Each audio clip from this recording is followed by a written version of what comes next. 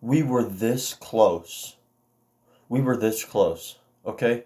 We were on the brink of greatness. And we let him off the hook. We were this close. Alright, man. This is like whatever. How's it going, guys? It is Madness with a Twist, also known as MWT, here with another NBA recap video for you guys. This is December 9th NBA recaps. First, I need to make sure you guys go ahead and hit the like button down below and subscribe to the channel if you're new, because it does really help the channel grow a lot. So, without further ado, let's go Monday, December 9th, NBA recaps. Sorry that it took so long. You know, it's been finals week, so, you know, pretty big week for me. And pretty big week for all these NBA teams, because the Clippers beat the Pacers 110-99 in the first game of the night. The Clippers' main scorer, Paul George, with 36 points, 9 rebounds, 5 assists, 2 steals, and 1 block. And for Indiana, it was Malcolm Brogdon with 20 points, 2 assists, and 2 steals. Matchup-wise, Pacers were up by 5 points in the first quarter, and it got to a point where the Clippers were up by 24 points in the third quarter, and they won the game by 11. So the Clippers still looking dangerous in the Western Conference. I think they'll be a top 2 team. I think that's what it all ultimately comes down to. Maybe a top 4 team, just so we can see the Battle of Los Angeles in the second round, and that'll determine everything. Next game, Boston absolutely dominating the Cleveland Cavaliers, as we knew it was going to happen. 110-88, the final score. Let's take a look at this box score really quick, if we could. Cleveland's main scorer, off the bench, Jordan Clarkson. 19 points, 3 rebounds, 3 assists, and 1 steal. And for Boston, it was none other than Kemba Walker. 22 points, 2 rebounds, 7 assists, and 1 block. Matchup-wise, the Cavs never led, and the Boston Celtics were up by 29 points 3 different times in the third quarter, and they won the game by 22 points. So, yeah, there's nothing really to say about that other than the Cavs suck. Next, okay, so this game happened.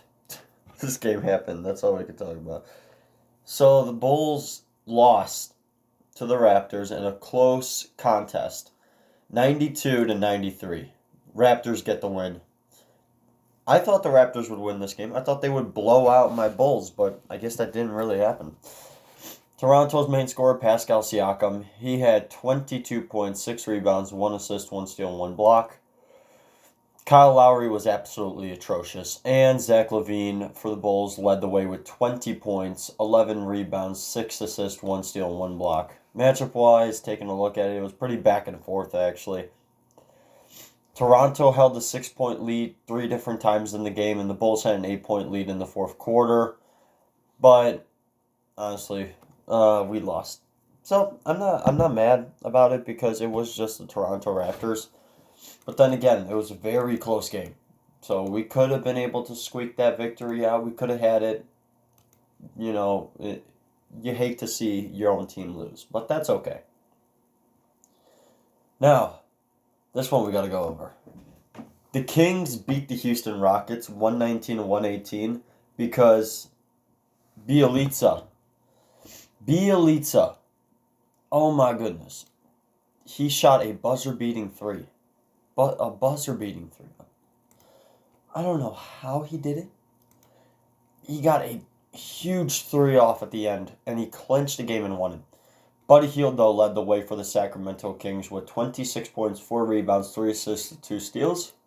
For Houston, Russell Westbrook actually was the main scorer of the game. 34 points, 3 rebounds, 8 assists, 2 steals, but 6 turnovers.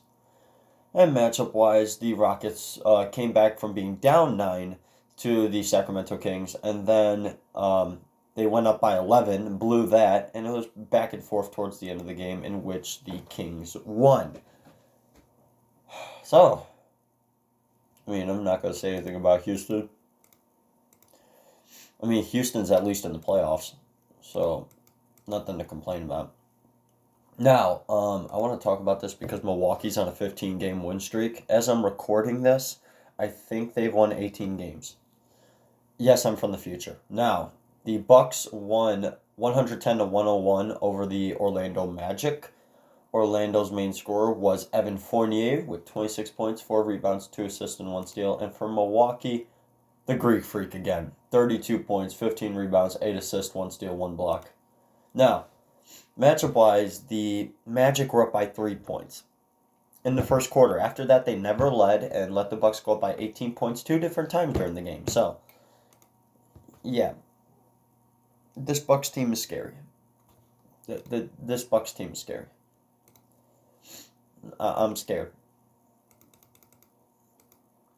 Now, Detroit took on the New Orleans Pelicans, and Derrick Rose, vintage, because he made the game-winning field goal. Won the game for the Pistons, 105-103. Detroit, their main scorer off the bench, of course, Derrick Rose with 21 points, 2 rebounds, 7 assists. And for New Orleans, it was none other than Brandon Ingram again. 31 points, 6 rebounds, 3 assists, 1 steal. Now, matchup-wise, this is interesting. The Pelicans were up by 11 points during the first quarter. They blew that, at the beginning of the third quarter. That lead was gone, and the Detroit Pistons went up by 12. That was in the fourth quarter. The Pelicans came back and went up by 2. And then Detroit tied the game, and then Derrick Rose makes the winning field goal.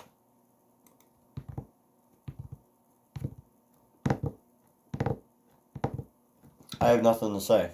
Just Derrick Rose. Really good. Playing really good. Now, battle for the 8th seed. The Phoenix Suns took on the Minnesota Timberwolves. Well, of course, the Suns won 125-109. Minnesota's main scorer was Karl Anthony Towns again, 33 points, 15 rebounds, 2 assists, 2 blocks. And Phoenix, it was Devin Booker again with 26 points, 4 rebounds, 7 assists, and 1 block. Matchup-wise, I have nothing to say because the Timberwolves were up by 7 points during the second quarter. It was pretty much back and forth. The game was tied 16 times. There were 15 lead changes. And the Suns still somehow at the end of the game were up by 19 points and won the game by 16. That's depressing, man. That's just so depressing. That's it breaks your heart to see that. So, alright, now, this was also a shocker, but the Oklahoma City Thunder beat the Utah Jazz. Yeah, the Thunder beat the Jazz 104-90. Oklahoma City's main scorer was Shai Gilgeous-Alexander on the starting team.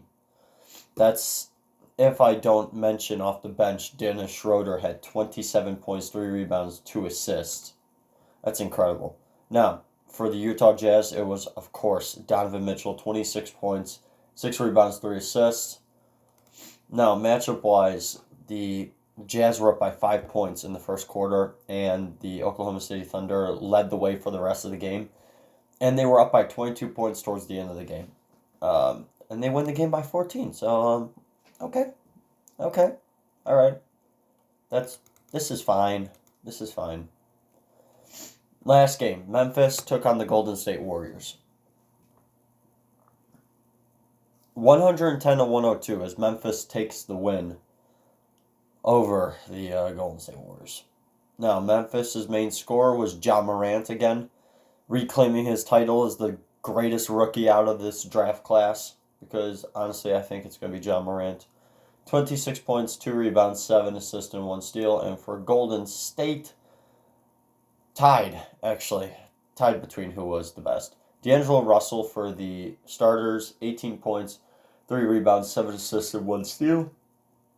Off the bench, Alec Burks, 18 points, 7 rebounds, 6 assists, 3 steals. Actually, this one is making me choose Alec Burks. I think Alec Burks is going to be the player of the day for the Golden State Warriors, and he will. Now, the Warriors only were up by 2 points. That was at the literal beginning of the game. After that, they never led, and they let the Grizzlies go up by 15 points 3 different times in the fourth quarter.